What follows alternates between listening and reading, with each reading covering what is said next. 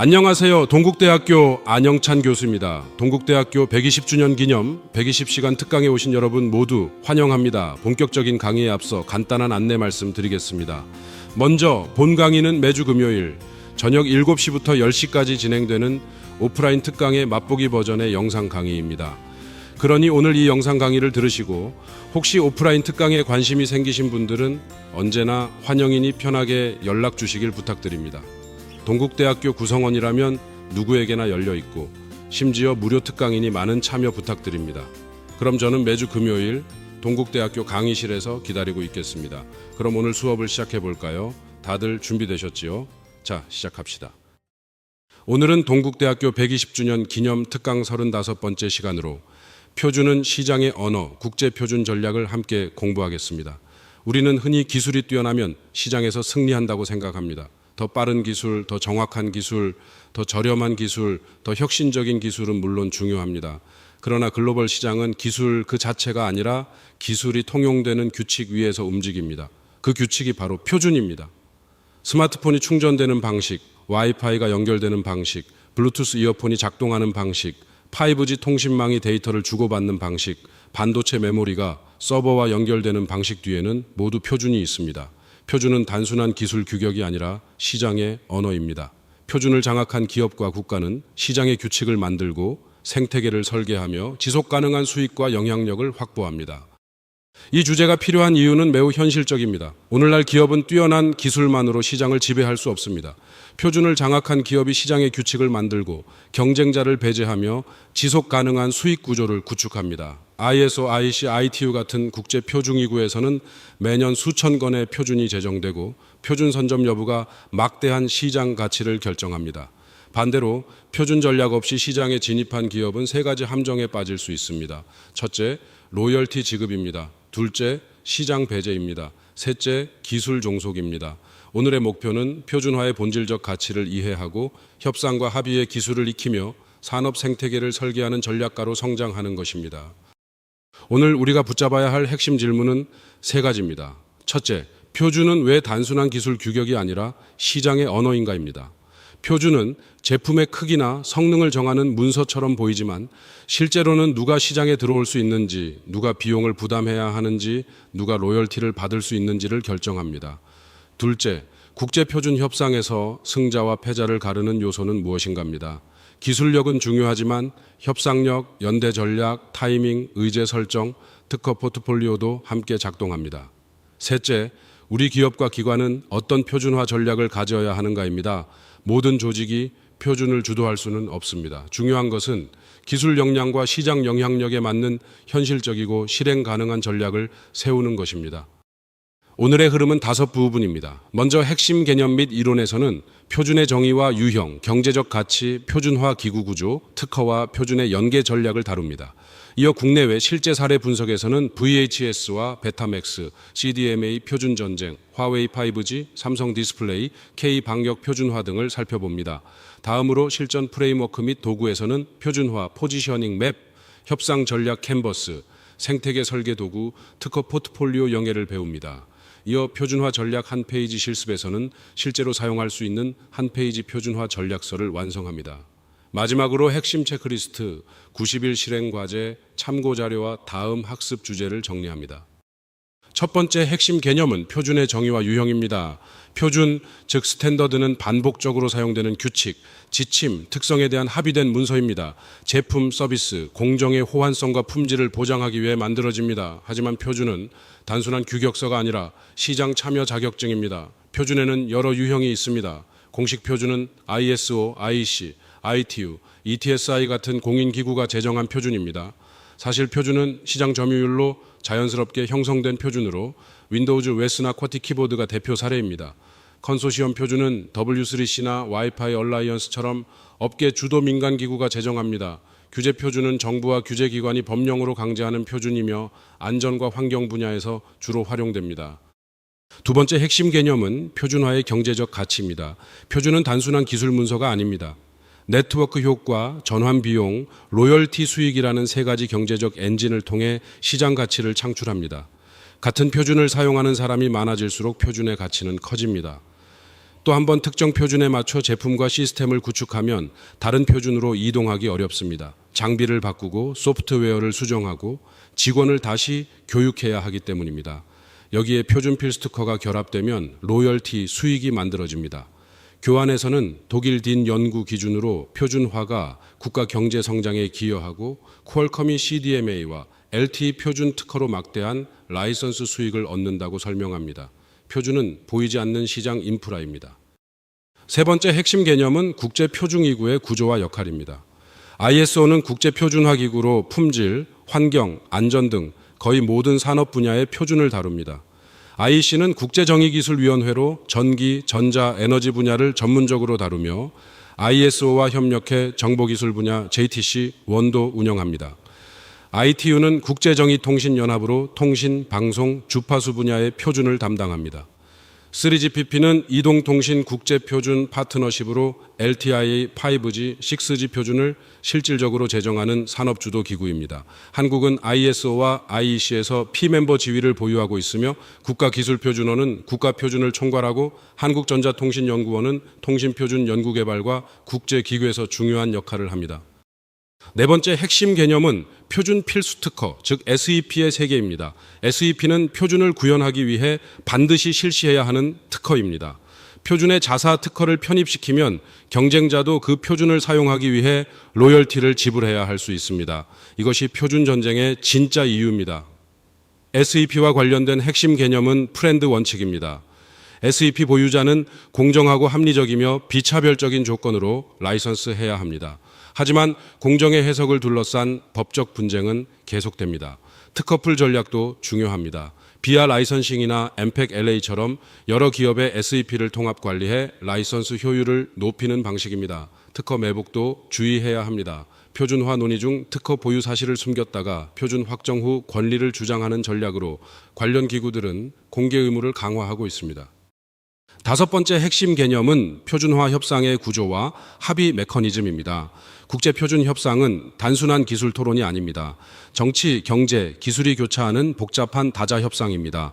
합의 도출까지 평균적으로 여러 해가 걸릴 수 있으며 그 과정에서 전략적 연대와 의제 설정 능력이 승패를 결정합니다. 표준은 신규 제안, 작업 초안, 위원회 초안, 국제표준 초안, 국제표준의 단계로 발전합니다. 각 단계에서 기술 기고 수와 의장단 확보 여부가 최종 내용에 큰 영향을 줍니다. 조기의 작업반 컨비너를 확보하는 것도 핵심 전략입니다. 표준화 협상은 한 번의 회의로 끝나는 일이 아니라 여러 해 동안 꾸준히 참여하고 기고하고 수정하며 신뢰를 쌓는 장기전입니다. 여섯 번째 핵심 개념은 산업 생태계와 표준의 상호작용입니다.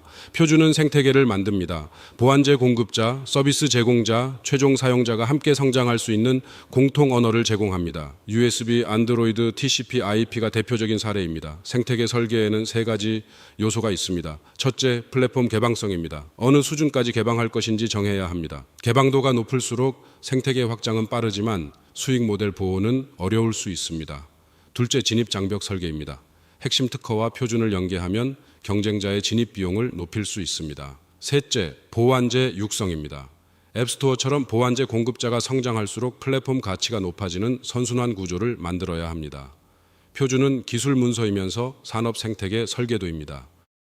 첫 번째 사례는 VHS와 베타맥스의 표준 전쟁입니다. 1970년대 후반 JVC의 VHS와 소니의 베타맥스는 가정용 비디오 표준 전쟁을 벌였습니다. 기술적으로는 베타맥스가 우수하다는 평가도 있었지만 시장은 VHS를 선택했습니다. 베타맥스는 소니의 단독 개발과 독점 전략을 고수했고 녹화 시간이 짧아 영화 한 편을 담기 어려웠으며 콘텐츠 파트너 확보에도 실패했습니다.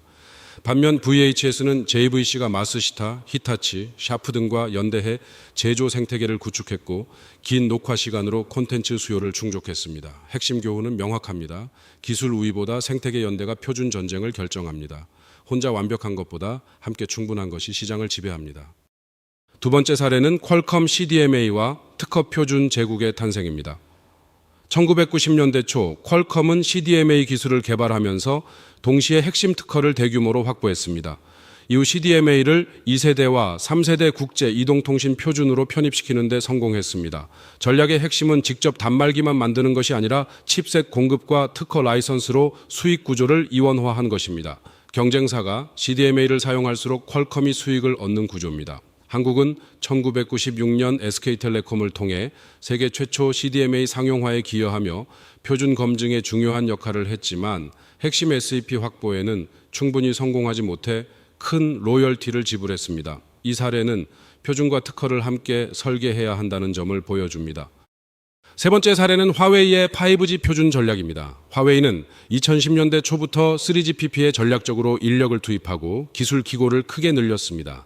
그 결과 5G 핵심 표준 중 하나인 폴라코드, 즉 극부호를 제어 채널 코딩 표준으로 채택시키는 데 성공했습니다. 화웨이는 매출의 상당 부분을 R&D에 투자하고 표준화 기여도를 KPI로 관리합니다. 또 아프리카와 중앙아시아 국가들을 대상으로 표준화 역량 지원을 제공하며 ITU 투표에서 지지 기반을 넓혔습니다. 5G SEP 포트폴리오도 강하게 구축했습니다. 이 사례는 표준이 단순한 기업 경쟁이 아니라 지정학적 경쟁의 장이라는 점을 보여줍니다. 글로벌 기술 기업은 제품만 개발해서는 부족합니다. 표준화 회의, 기술 기고, 특허 확보, 국제 네트워크를 함께 운영해야 합니다. 네 번째 사례는 삼성의 디스플레이와 메모리 표준 전략입니다. 삼성전자는 올레드 디스플레이와 고대 역폭 메모리 분야에서 사실 표준 지위를 활용해 시장을 주도하고 있습니다. 여기에는 기술 혁신과 양산 능력이 결합되어 있습니다. 올레드 분야에서는 스마트폰 올레드 시장 점유율을 기반으로 IEC TC110에서 디스플레이 측정 표준을 주도합니다.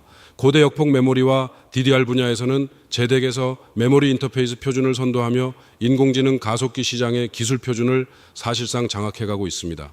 이 사례는 제조 경쟁력과 표준 경쟁력이 함께 가야 한다는 점을 보여줍니다. 제품을 잘 만드는 능력만으로는 부족합니다. 차세대 시장에서는 규격, 인증, 테스트 방식, 생태계 합의를 선제적으로 설계해야 합니다. 다섯 번째 사례는 K방역 표준화입니다. 코로나19 팬데믹 과정에서 한국의 드라이브 스루 진단, 역학조사 체계, 음압병실 기준은 국제적으로 주목받았습니다. 정부와 국가기술표준원은 이를 ISO 표준으로 제안하는 위기 대응 표준화 전략을 추진했습니다.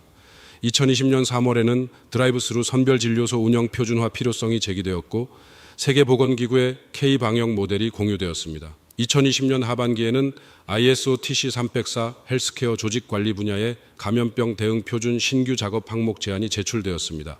이후 국제 전문가 참여가 확대되고 한국 전문가가 에디터로 선임되며 기술기구와 위원회 초안 작성이 진행되었습니다. 이 사례는 위기 대응 경험을 표준 자산으로 전환한 전략 사례입니다. 여섯 번째 사례는 중국의 표준 굴기입니다. 중국은 중국 제조 2025와 연계하여 표준화를 국가 전략으로 격상시켰습니다.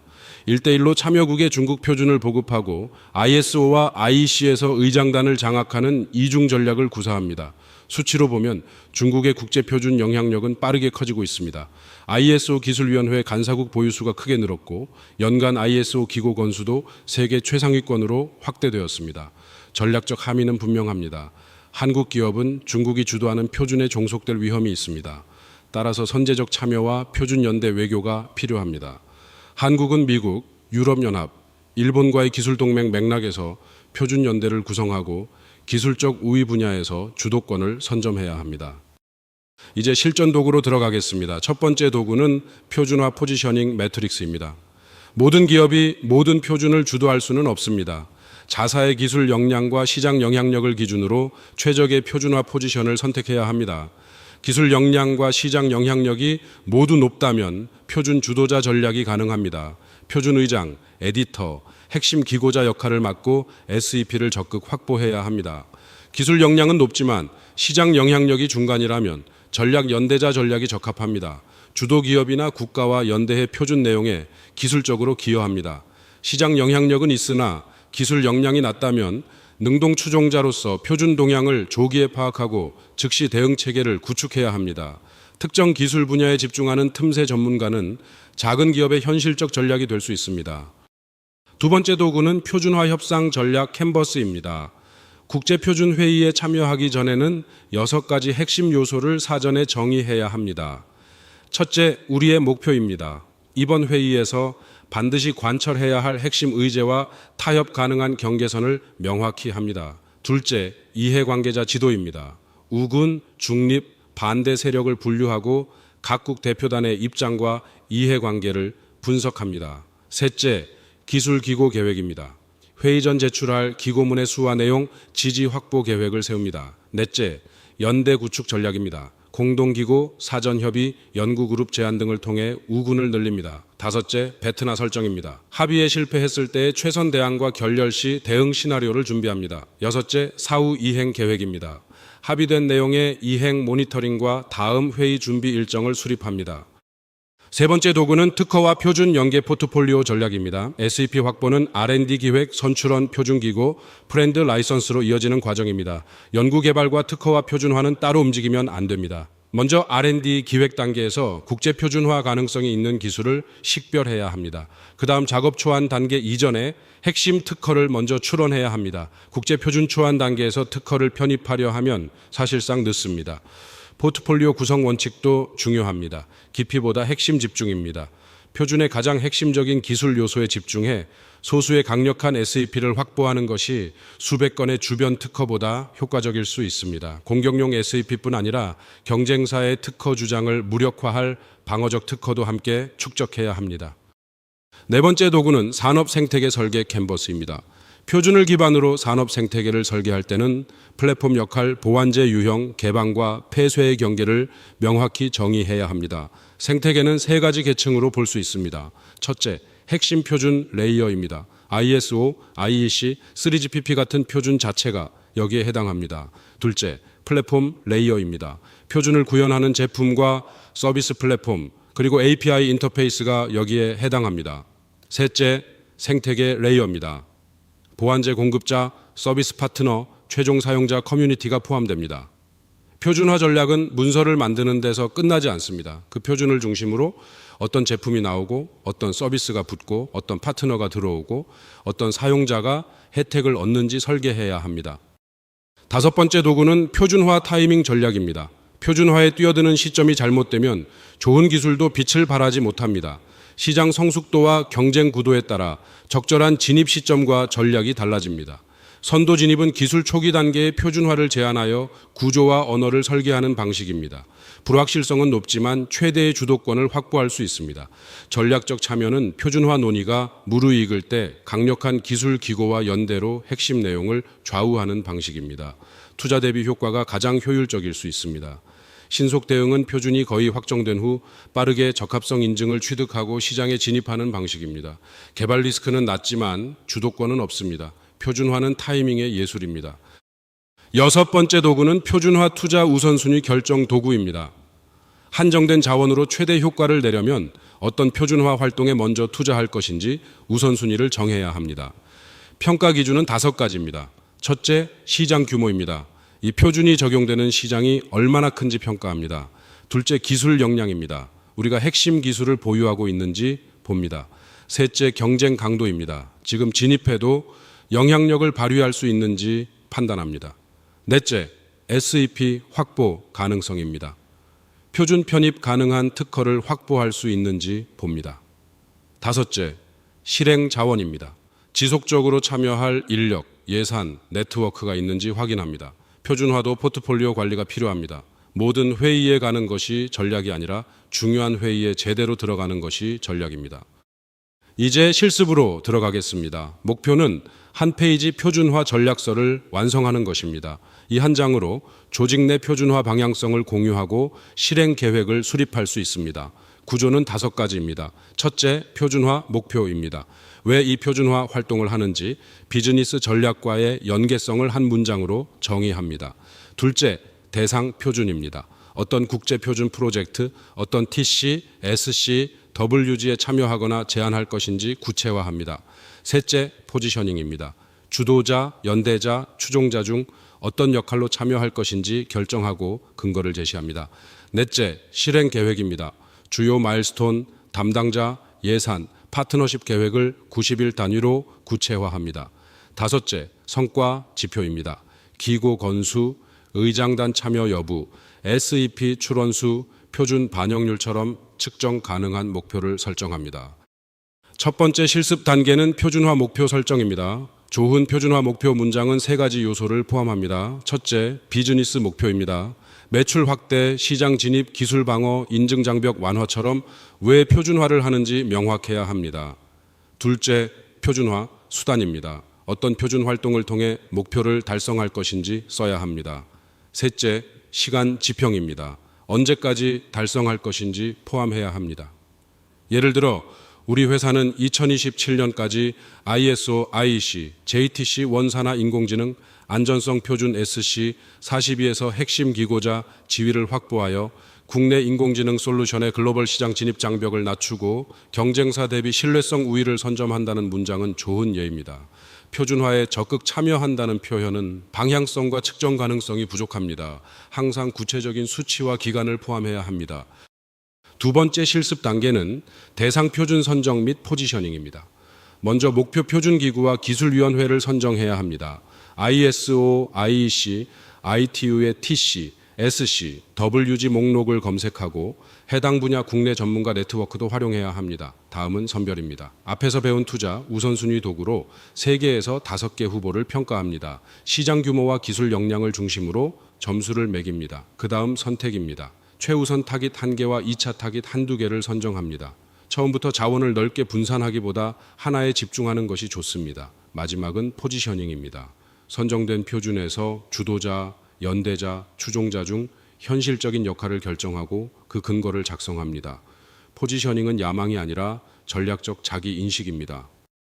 세 번째 실습 단계는 실행 계획 및 KPI 설정입니다. 전략은 실행 계획이 없으면 종이에 불과합니다. 90일 단위 마일스톤과 측정 가능한 KPI를 설정해야 합니다. 0일부터 30일까지는 준비 단계입니다. 담당자를 지정하고 관련 TC와 WG 문서를 수집하며 국내 대응 전문가 그룹 참여를 신청하고 첫 번째 기고문 초안 작성을 시작합니다. 31일부터 60일까지는 진입 단계입니다. 국내 대응 회의에 참석하고 기고문을 최종화하여 제출하며 주요 이해관계자와 1:1 사전 협의를 진행하고 연대 파트너를 발굴합니다. 61일부터 90일까지는 기여 단계입니다. 국제회의에 참가하거나 원격으로 참여하고 기고 결과를 검토하며 다음 회의 기고 계획을 수립하고 특허 출원 연계 가능성을 검토합니다. 권장 KPI는 기고문 제출 건수, 회의 참석 횟수, 채택된 기고 비율, SEP 후보, 특허 출원 수, 연대 파트너 수입니다. 네 번째와 다섯 번째 실습 단계는 한 페이지 전략서 최종 완성입니다. 지금까지 작성한 내용을 A4 한 장으로 통합합니다. 한 페이지 전략서는 경영진 보고, 팀원 공유, 외부 파트너 설득 등 다양한 상황에서 활용할 수 있는 핵심 커뮤니케이션 도구입니다.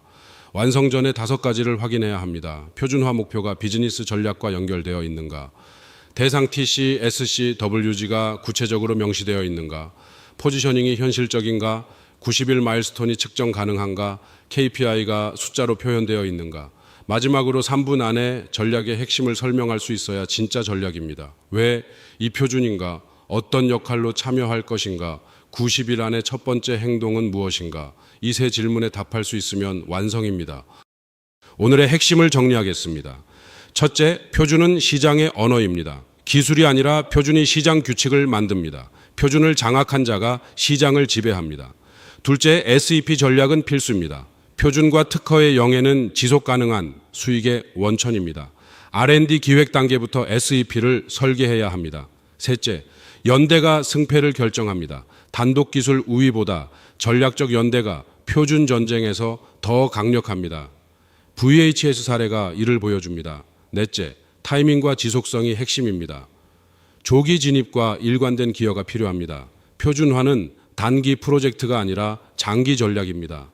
다섯째, 한 페이지 전략서를 실행해야 합니다. 오늘 완성한 전략서를 즉시 팀과 공유하고 첫 번째 행동을 시작해야 합니다. 이제 90일 실행 과제입니다. 강의 후 90일은 여러분이 표준화 전략가로서 첫걸음을 내딛는 기간입니다. 1단계는 1일차부터 31차까지 스캔과 선택입니다. 자신의 산업 분야와 연관된 ISO, IEC, ITU 기술위원회를 3개 이상 검색하고 투자 우선순위 도구로 평가하여 타깃 TC 1개를 선정합니다. 국가기술표준원 또는 산업별 표준화 전문기관에 연락해 국내 전문가 그룹 참여 방법도 문의합니다. 2단계의 목표는 막연한 관심을 구체적인 표준화 무대로 바꾸는 것입니다. 2단계는 31일차부터 61차까지 학습과 연결입니다. 선정한 TC의 최근 3회 회의 문서를 분석하고 해당 분야 국내 전문가 1명과 면담합니다. 관련 특허 현황 조사를 통해 SEP 확보 기회를 파악합니다. 한 페이지 표준화 전략서 초안을 팀 안에서 공유합니다. 3단계는 61일차부터 90일차까지 참여와 기여입니다. 첫 번째 기고문을 작성하거나 국내 대응 전문가 그룹 회의에 참석합니다. KPI를 기준으로 성과를 측정하고 다음 90일 계획을 수립합니다. 표준화 전략서를 경영진에게 보고합니다. 90일 후 목표는 분명합니다.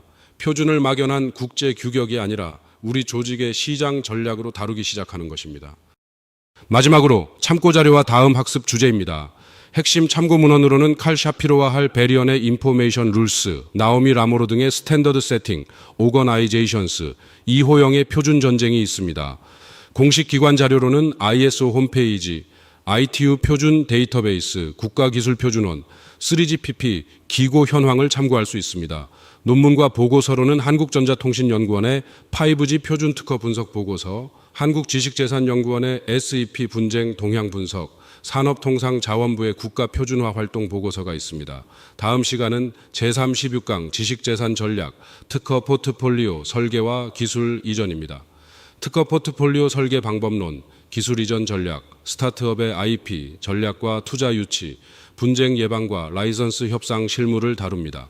실습 산출물은 특허 포트폴리오 로드맵 한 페이지입니다. 오늘 완성한 표준화 전략 한 페이지를 다음 시간 전까지 팀원 1명 이상과 공유하고 피드백을 받아오면 됩니다. 표준은 시장의 언어이고 특허는 그 언어 안에서 권리와 수익을 만드는 장치입니다. 감사합니다. 어떠셨나요? 유익하셨나요? 유익하셨다면 유튜브 채널 좋아요, 구독, 알림 설정 한 번씩만 부탁드리겠습니다. 더욱 방대한 고급 정보를 얻고 싶으시다면 앞서 오프닝에서 언급했듯이 120시간 특강 현장 오프라인 강의에 참석해 보시는 것을 추천드립니다. 조만간 또 뵙겠습니다. 감사합니다.